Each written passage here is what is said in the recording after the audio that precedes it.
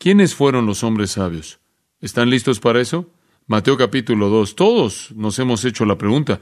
Me acuerdo cuando era un niño pequeño, me preguntaba, ¿quiénes fueron esos hombres? ¿Cuántos eran? ¿Realmente fueron reyes? ¿Realmente llegaron montados sobre camellos? ¿Por qué llegaron a Belén?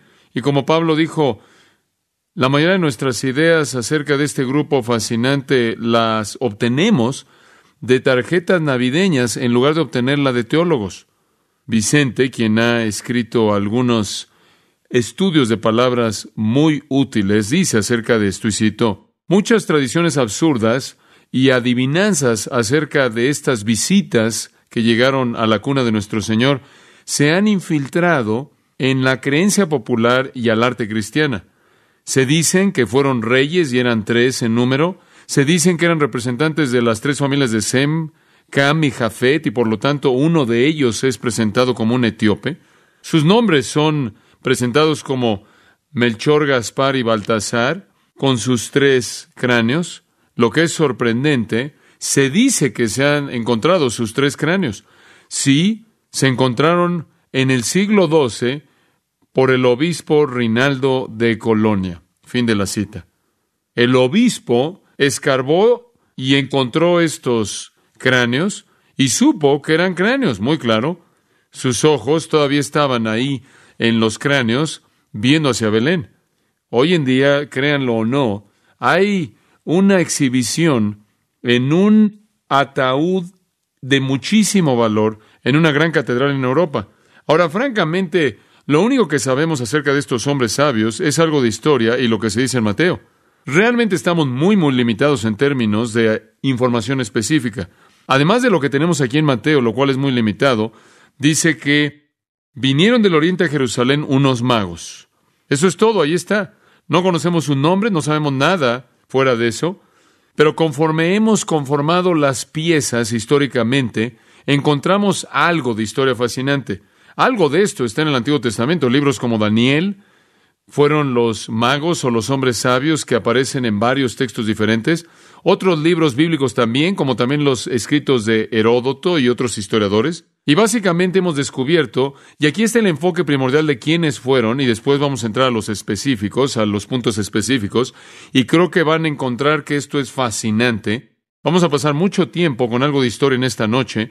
Va a ser enseñanza, no acerca de predicación, pero va a ser historia. Creemos que fueron miembros de un grupo oriental sacerdotal, descendientes de una tribu originalmente asociada con los medos.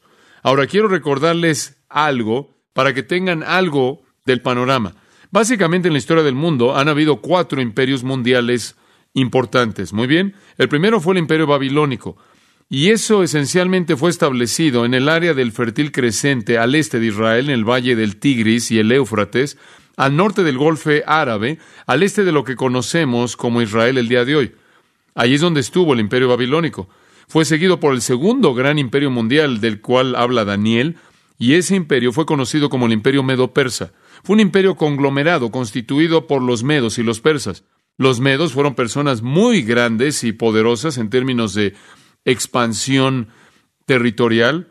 El tercer gran imperio mundial fue Grecia. Cuando el imperio medo-persa fue conquistado por Alejandro Magno, el mundo se volvió griego, por así decirlo. El cuarto gran imperio fue el imperio romano. Ahora, conforme regresamos, mientras que el imperio babilónico estaba en existencia, ahí estaban todavía los medos y los persas. Entonces, es un pueblo muy antiguo. De hecho, hay muchas personas en la historia que rastrean el origen de los medos hasta el tiempo cuando Abraham fue llamado de Ur de los Caldeos, allá en el capítulo 12 de Génesis. Entonces, bien podría ser que estas son personas de muchos años, una nación muy antigua. Ciertamente son personas que aparecen en el imperio babilónico porque los vemos en el libro de Daniel. Son personas del imperio medo-persa y existieron a lo largo del imperio griego y todavía existieron en el imperio romano cuando Cristo nace. Entonces, son personas de muchos años de antigüedad que habían vivido por mucho tiempo estos hombres sabios.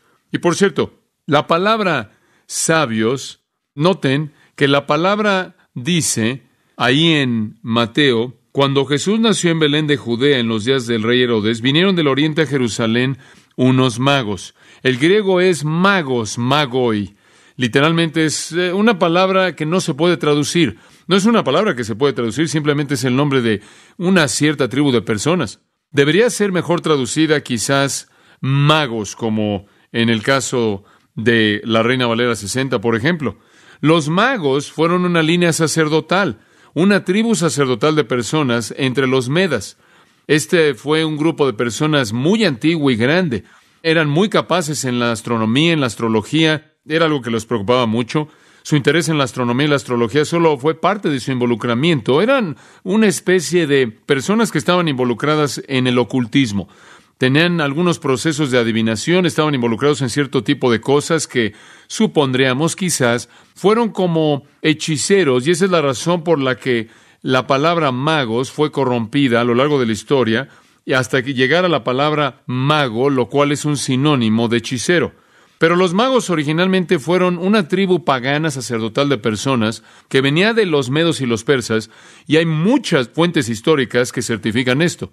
Ellos llegaron a estar interesados en astronomía y astrología y el estudio de las estrellas, y en esa época realmente no separaban mucho entre la superstición y la ciencia. La ciencia es astronomía, la superstición es astrología, y estaban muy mezcladas en ese entonces. Ahora, lo que es interesante acerca de esto es que durante el tiempo del Imperio Babilónico, estos magos estaban viviendo en el área de Babilonia. Estuvieron ahí durante el tiempo babilónico y el Imperio Medo-Persa también. Ahora, mientras que estuvieron ahí durante el Imperio Babilónico, fueron muy influenciados por los judíos. Recordarán que una de las cosas que Nabucodonosor, el rey de Babilonia, hizo fue llevar a la cautividad a Judá. ¿Recuerdan eso? Eso es lo que Jeremías estaba diciendo. Van a ser llevados a la cautividad. Jeremías pronunció este hecho y, claro, inclusive el libro de Lamentaciones lamenta esta realidad. Y fueron llevados en la cautividad babilónica. Bueno, aquí en Babilonia estaban existiendo esos magos y eran oficiales de muy alto rango. Ya para la época en la que habían ascendido a un lugar de prominencia en el Imperio Babilónico, habían llegado ahí debido a su impresionante intuición, sabiduría, conocimiento, astrología, capacidad en el ocultismo o como lo quieran llamar. Habían llegado a un lugar de prominencia y entonces inmediatamente estuvieron en contacto con todas estas personas judías que habían sido traídas en la cautividad. También estuvieron en contacto con un judío específico llamado Daniel, quien llegó también a tener una posición prominente en el Imperio Babilónico. Y como consecuencia, estaban muy familiarizados, o llegaron a familiarizarse, en la dispersión de los judíos en Babilonia con la profecía judía acerca del Mesías. Estaban conscientes de cuál era realmente el plan profético judío para este que iba a venir. Y entonces eso básicamente eran ellos. Estos eran los magos. Ahora realmente quiero escarbar en esto un poco y presentarles la escena para lo que sucede en este increíble incidente en capítulo 2 de Mateo. Regresemos y veamos su historia. Ahora, realmente quiero escarbar en esto un poco y preparar el contexto para lo que sucede en este increíble incidente en el capítulo 2 de Mateo. Regresemos y veamos algo de su historia. De acuerdo con el antiguo historiador Heródoto, los magos fueron una tribu de personas que eran parte de un grupo de personas más grande llamados los Medas. Ahora escuchen esto. Fueron una tribu sacerdotal por herencia. En otras palabras, eran como los levitas en Israel. En Israel hubieron 12 tribus, pero solo una de esas tribus fue apartada como la tribu sacerdotal, y eran los que ministraban en los rituales y las ceremonias religiosas del templo, y eran los levitas. Bueno, los medos paganos tenían algo similar. De todas las tribus dentro de los medas, habían escogido que una de ellas funcionara como sacerdotes en sus rituales paganos. Y esa tribu que ellos habían escogido era la de los magos. De nuevo, realmente es una palabra que no se puede traducir. Este es el nombre de ese grupo sacerdotal de personas. Fue un sacerdocio que recibían por herencia. Ahora, como dije hace un momento, algunos historiadores los ven remontándose hasta Ur de los Caldeos como parte de un grupo de personas nómadas que estaban ahí andando por todos lados en esa parte del mundo. Sea lo que sea que es verdad, sea que se remontan a Ur o que simplemente llegan a existir alrededor del tiempo babilónico, no sabemos, pero el punto es este. Durante el mundo babilónico, durante la época del Imperio Babilónico eran importantes. Durante el Imperio Medo-Persa eran importantes. Durante el Imperio Griego eran importantes. Y durante el Imperio Romano también eran importantes. Y en todos estos imperios mantuvieron un lugar de prominencia tremenda en el oriente y en el este. Como pueden ver, inclusive aun cuando el imperio griego estaba en boga, todavía había algo de cultura y poder oriental. Aun cuando el imperio romano estaba en boga, había algo de poder oriental. Y en ambos periodos, los magos realmente fueron las personas clave en el gobierno de los estes, del este, centrados ahí en el fértil creciente, en el área alrededor de Babilonia y Medo-Persia.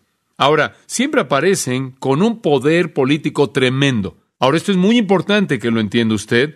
Aquí está usted recibiendo una pequeña lección de historia. Siempre aparecen con un poder político tremendo. Yo diría que la mayoría de los historiadores, por lo menos los que leí, aquellos a los que se hacen referencia, los ven como un grupo oriental que llegó a la prominencia gracias a su función sacerdotal excepcional, gracias a sus capacidades de adivinación en el ocultismo, por su conocimiento astrológico, astronómico, y por todo esto llegaron a ocupar lugares de prominencia. Y llegaron a ocupar lugares de prominencia en el gobierno babilónico, en el gobierno medo-persa, inclusive en algunos casos en el este durante el periodo griego, y para algunos durante el periodo romano, para llegar a ser asesores de la realeza del este.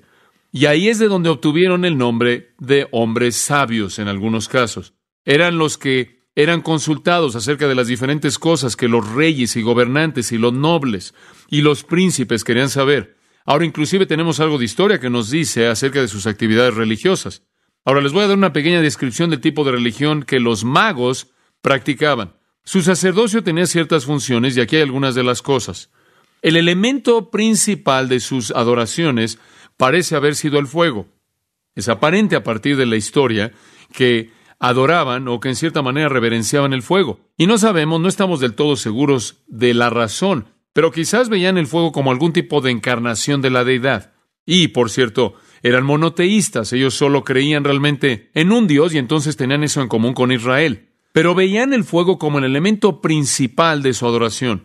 Y en relación con eso, tenían un altar en el cual quemaban continuamente una flama perpetua. Ellos creían que esa flama perpetua era avivada por el Dios del cielo. Entonces, tenían este altar con una flama perpetua. Ahora, allí en sus templos también tenían otro altar y en ese altar ofrecían sacrificios de sangre. Entonces, de hecho, tenían un sistema sacrificial de sangre. Y ellos prendían el fuego para quemar el sacrificio con la flama del altar perpetuo. Y después, cuando ellos habían quemado el sacrificio, esto es interesante, la víctima entonces era comida por el adorador y por los sacerdotes magos. Lo que es fascinante en todo esto es que es casi un paralelo directo al judaísmo. Y usted puede ver cómo, ya desde el pasado, Satanás estaba falsificando la religión verdadera desde el principio, como puede ver. Y él siempre ha hecho eso. Usted sabe, inclusive el día de hoy, está el cristianismo real y está el falso. Y en ese entonces había un sistema sacrificial real con adoración genuina hacia el único Dios verdadero, y también estaba el monoteísmo falso. El sacrificio de sangre falso, el sacrificio falso, y ofrecían sacrificios quemados y después los comían el adorador y el sacerdote. Además, estas personas tenían un sacerdocio por herencia. De nuevo, esta fue una falsificación del sacerdocio levítico. Estas personas llevaban pequeños montones de varas de adivinación que llevaban allí en su ropa y usaban estas varas de adivinación para sus pequeñas ceremonias. No diferente del Urim y el Tumim de los sacerdotes, del sumo sacerdote, mediante el cual el conocimiento de Dios era buscado. Ellos creían en la distinción de cierto tipo de animales inmundos. Y eso es interesante. Ellos creían que cierto insecto y ciertos reptiles eran inmundos. De nuevo, este es un paralelo interesante a lo que Dios realmente le reveló a Israel. Y otra cosa que me pareció muy interesante conforme leía acerca de esto es que eran muy ritualistas acerca de llegar a tocar y descartar o desechar un cuerpo muerto, algo más que tenían en común con el estándar de Dios con Israel. Entonces, en el Imperio Babilónico, este es un grupo religioso muy interesante que aparece, y llegaron a tener una prominencia tremenda. En Jeremías 39:3, versículo 13, un hombre llamado Nergal-Sharezer es mencionado, y Nergal-Sharezer es el jefe de los magos en la corte de Nabucodonosor. Muy bien. Entonces, estos reyes orientales, comenzando con Nabucodonosor, habían sido elevados mucho, eran los magos, inclusive antes de eso, pero en lo que a las escrituras concierne, los vemos primero con Nabucodonosor. Habían llegado a elevar este grupo sacerdotal de los medos a la posición de ser los asesores oficiales del rey. Y entonces son personas tremendamente poderosas. E inclusive cuando Babilonia cayó y el imperio medo-persa entró, y tiene usted a grandes gobernantes como Ciro y otros, todavía tiene a los oficiales de alto rango del gobierno medo-persa siendo tomados a partir de este grupo llamado los magos. Realmente no tenían quien compitiera con ellos en términos de poder político. Realmente eran únicos en términos de poder político. Ahora, quiero que pase en su Biblia por un momento conmigo de regreso a Daniel, y quiero mostrarle cómo ellos aparecen en el libro de Daniel. Daniel capítulo 2. Cuando termine con todo esto y vuelva a leer el capítulo 2 de Mateo, versículo 1, va a entender mucho mejor lo que dice ahí. Daniel capítulo 2, versículo 10, y no vamos a tomar el tiempo para explicar el contexto, pero aquí estamos en la corte de Nabucodonosor. Daniel está ahí. Los judíos están en cautiverio en Babilonia, y dice: los caldeos respondieron ante el rey y dijeron: no hay hombre en la tierra que pueda revelar el asunto del rey, por lo tanto no hay rey, señor ni gobernante que haya preguntado algo así de ningún mago, astrólogo, caldeo. Y es muy probable que todos esos son sinónimos. Y después astrólogo y caldeo simplemente puede ser otra manera de decir lo mismo. Entonces aquí encontramos la palabra mago. No es estrictamente la palabra mago, esa es una corrupción, digamos, en español. Es la palabra mago, está hablando de esta tribu sacerdotal. Tenían un lugar muy prominente en ese entonces. Eran conocidos como aquellos que podían interpretar sueños. Ahora usted recordará, Nabucodonosor tuvo este sueño raro y ninguno de ellos podía manejarlo, podía interpretarlo. Ahora usted sabe, lo que es fascinante acerca de esto es que hubo un hombre que podía interpretarlo. ¿Y sabe quién fue ese hombre? Fue Daniel. Ahora continuemos un poco, capítulo 4, versículo 7. Volvemos a ver a los magos. Capítulo 4, versículo 7. Después vinieron los magos, los astrólogos, los caldeos y los adivinos. Y conté el sueño a ellos, pero no me dieron a conocer su interpretación. Versículo 9. Oh Belsasar, amo o jefe de los magos. Ahora aquí conocemos al jefe o al maestro de los magos. Y simplemente estoy tratando de señalar que son mencionados de manera repetida en el libro de Daniel. Y más bien, en lugar de llamarlos magos, deben ser magos en el sentido de ser hombres sabios. Eso es esencialmente a lo que se está refiriendo. Ahora, cuando Daniel vino y todos estos magos que estaban ahí en el lugar prominente de asesores, siendo los asesores del rey, y no podían dar ninguna respuesta, Daniel pudo, y algo asombroso sucedió. Daniel 5:11. Hay un hombre en tu rey en quien está el espíritu de los dioses santos. Y en los días de tu padre, luz y entendimiento y sabiduría como la sabiduría de los dioses fue hallado en él. Hablando de Daniel ahora, a quien el rey Nabucodonosor, tu padre, tu padre, hizo jefe de los magos. Ahora observen qué interesante. Daniel fue tan apto en contar los sueños del rey, que el rey hizo de Daniel el jefe de los magos. Entonces Daniel literalmente en Babilonia es el jefe que está por encima de todos estos grupos, de este grupo sacerdotal. Muy bien, es fascinante. Ahora, eso coloca a Daniel en una posición tremendamente única de poder transmitirles a estos magos toda su información acerca del Antiguo Testamento, la cual sin lugar a dudas es precisamente lo que Daniel hizo. Sabemos que Daniel fue un hombre de Dios. Sabemos que Daniel fue un hombre totalmente entregado a la adoración y expresión de su fe, porque él terminó en un foso de leones debido a eso, ¿no es cierto? Y no hay duda alguna en mi mente de que Daniel y el resto del remanente piadoso en la diáspora compartió su conocimiento del Antiguo Testamento y sus copias de las Escrituras con estas personas en Babilonia. Y además, cuando el decreto final de Ciro vino de que podían regresar a la tierra, la mayoría de los judíos nunca regresó. La mayoría de los judíos se quedaron en Babilonia, mezclándose, y a lo largo del resto de la historia de Babilonia y los medopersas, hubieron personas en las familias nobles, personas en altas posiciones, en posiciones de alto rango. Inclusive algunos dicen que hubieron monarcas en esa parte del mundo que tenían en parte sangre judía. Y ciertamente tendremos que concluir que Daniel tuvo un impacto profundo al transmitir toda esa información. Y por cierto, quiero añadir otro comentario. Conforme estaba estudiando esto realmente me pareció fascinante porque comencé a pensar en esto. Si Daniel fue tan bueno en ganar a estos magos y convencerlos acerca de este hecho del Mesías venidero, ¿por qué es que tramaron contra él y lo arrojaron en el foso de los leones? Si él tuvo tanta influencia y fue tan creíble. Entonces comencé a estudiar y en el 6º capítulo de Daniel encontramos algo muy interesante. No necesitan pasar ahí, no vamos a explicar todo esto, pero en el 6º capítulo de Daniel encontramos una trama en contra de Daniel en base a envidia. Pero lo que es realmente asombroso acerca de esta trama es que no es una trama que es planeada por los magos que dominaban la jerarquía de la corte real, sino que es una trama que fue planeada por hombres conocidos como los sátrapas. Ese es un término que se usaba para describir a los gobernadores regionales que no tenían nada que ver con el palacio. Entonces, recuerde algo, la trama que fue concebida debido a la envidia que estos hombres tenían en contra de Daniel, no fue una trama que fue diseñada por las manos de los magos, lo cual de nuevo me lleva a ver que es muy probable que Daniel fue alguien que gozaba de mucha credibilidad y fue muy convincente en su impacto. De hecho, se da cuenta de que cuando Daniel, de hecho, fue arrojado en el foso de los leones, el rey estaba diciendo a Daniel, yo sé que tu Dios te va a librar. ¿Se acuerdan de que el rey literalmente dijo eso? Él estaba tan convencido del poder de Dios a través del testimonio de Daniel. Y estoy seguro de que él estaba viendo esto de cerca lo más que podía para ver si de hecho eso fue una realidad.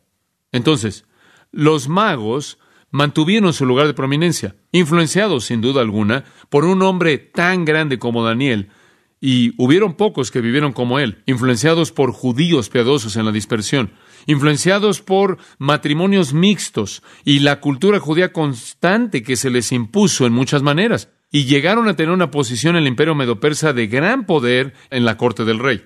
Ahora, permítame decirle algo más que es muy interesante. En el 6º siglo antes de Cristo, hubo un gran rey de Persia llamado Darío el Grande. Esto es en el imperio medo-persa. Esto es alrededor del tiempo de Daniel. Y Darío llegó y Darío dijo, voy a establecer una religión nacional. ¿Y usted sabe cuál escogió? El zoroastrianismo. Ahora, no tenemos tiempo para entrar al zoroastrianismo, pero el zoroastrianismo tenía mucha astrología. Y bien podría ser que los pequeños detalles de astrología y la preocupación de los magos con eso vino con la influencia del zoroastrianismo. Ahora, lo que usted tiene es que estos magos que tienen su propia religión cultural, encima de lo que ha sido impuesto en ellos como el judaísmo, y encima de eso ha sido impuesto el zoroastrianismo. Ahora, realmente, dicho de una manera suave, esto es una mezcla bastante rara. Pero lo que es tan interesante es que los magos estaban tan ansiosos por mantener su poder político y estaban tan ansiosos por mantener su poder religioso que cuando el decreto de Darío se emitió de que el zoroastrianismo era la religión que iba a existir, simplemente entraron sin problema alguno y dijeron adelante. E hicieron algunas adaptaciones. Pero ahora lo que tiene usted es algo muy interesante. Tiene a los magos inmersos aquí, tiene algunos de ellos, sin duda alguna, comprometidos con el zoroastrianismo conforme pasó el tiempo, algunos de ellos comprometidos con las fórmulas que tenían antiguas, y algunos de ellos quizás creyendo honestamente en su corazón que el Dios de Daniel era el verdadero Dios. Y entonces, esta es la clave conforme la historia avanzó a partir de aquí. Los magos comenzaron a partir de un compromiso singular con su religión histórica y comenzaron a entrar a diferentes cosas. Algunos de ellos pudieron haberse inclinado hacia el zoroastrianismo, algunos de ellos hacia las prácticas antiguas que tuvieron como magos, y yo creo en mi corazón que algunos, como estos magos que se aparecen en el nacimiento de Cristo, eran verdaderos buscadores del Dios verdadero. Entonces, esto le da algo de trasfondo. Ahora, voy a hablar un poco más acerca de esta historia.